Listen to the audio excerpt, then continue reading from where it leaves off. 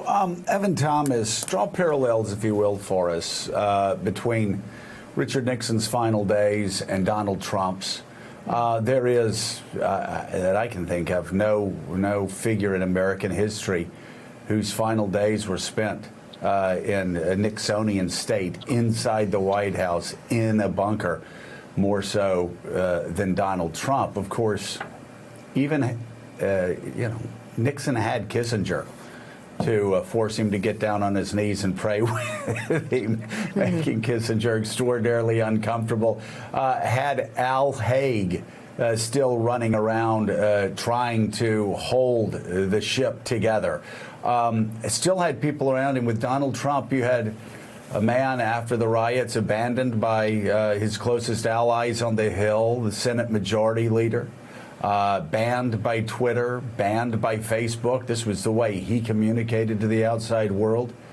Impeached for a second time. And for the most part, sitting alone inside the White House for the last few weeks with just a few final holdovers. Well, they said that Nixon was kind of half mad at the end. But he had a moment of insight that I don't expect from Donald Trump. When Nixon left the White House, he gave a talk and he said, if you hate your enemies, it will destroy you. It was a little bit late for Richard Nixon to have this insight, because hating his enemies did destroy him. But at least he did it. At least he said that. And he said it as advice to his successors.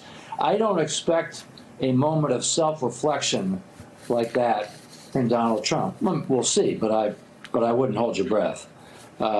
Nixon was a horribly flawed person, but he did believe in the system in his own way, and he acceded to the inevitability of his own impeachment and resigned. Trump lives in a different place. Trump is in another world, not Nixon's world, just further out there.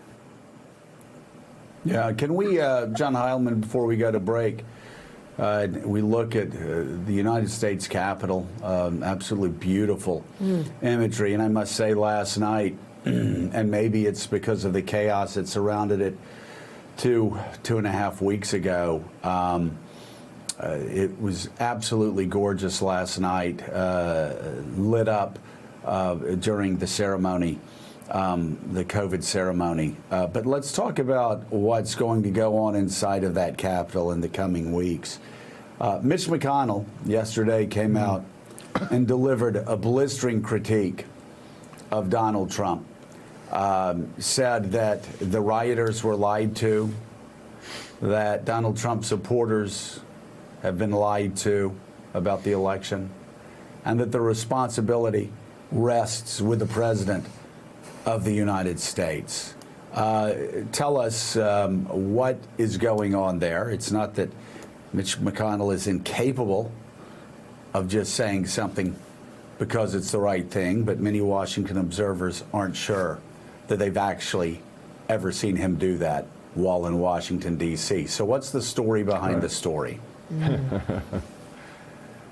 Well, Joe, I think, we saw last week, of course, McConnell having the extraordinary thing of kind of letting, without dispute, not disputing in any way news reports, which many believe were sort of direct leaks, but he certainly was offered the opportunity to say they were untrue.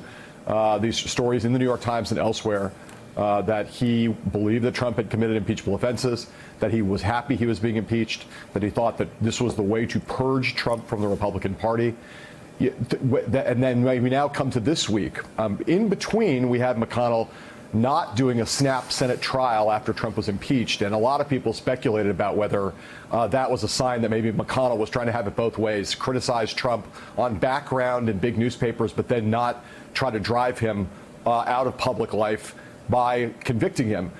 Didn't have the trial over the weekend, which he could have done, which is what a lot of House Democrats and a lot of Senate Democrats wanted. Instead, he elected to wait and have this trial in this early part of Joe Biden's term. It's my view, based on my reporting and analysis, that McConnell knew full well that in the Senate, in order to get those 17 Republicans that he needs, those votes to convict Donald Trump, that doing a snap trial in the Senate would have offended their sense of due process, and that he knew that by waiting, the case against Trump would only grow more powerful, that more evidence would come out, we would see more video, the complicity of Trump as rioters, as insurrectionists testified to the fact that they had come to the Capitol in their minds on Donald Trump's orders, on Donald Trump's instructions, that would make a case more powerful against Trump, and that waiting would make it easier to convict him. And I think yesterday you saw McConnell take the next step. He effectively said yesterday that he, as you said, he came out and said, basically said that Donald Trump was to blame for what happened in the Capitol. He then basically said, without saying these words, that he had in fact done what the article of impeachment says he did, incited an insurrection. And I think that was the clearest tip of the hand that McConnell intends to vote to convict Donald Trump, that he is not only opening the door, but encouraging other Republicans to do so.